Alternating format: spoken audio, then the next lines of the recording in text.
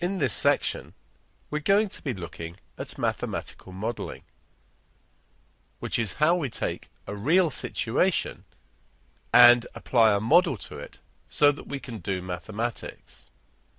The first object that we need to meet is the particle. The particle is assumed to have all of its mass at one single point. Particles either experience no resistance to motion, i.e.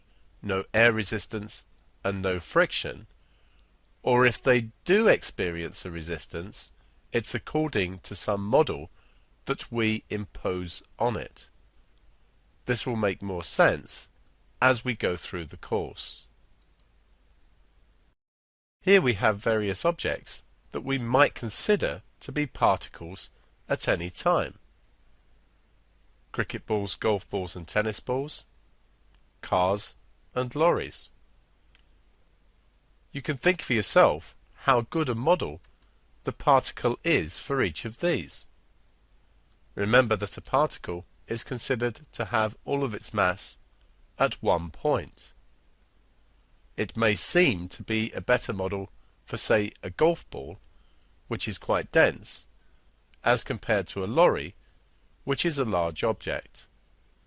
It really depends on how accurately you need your results and how easy you need the model to be to work with.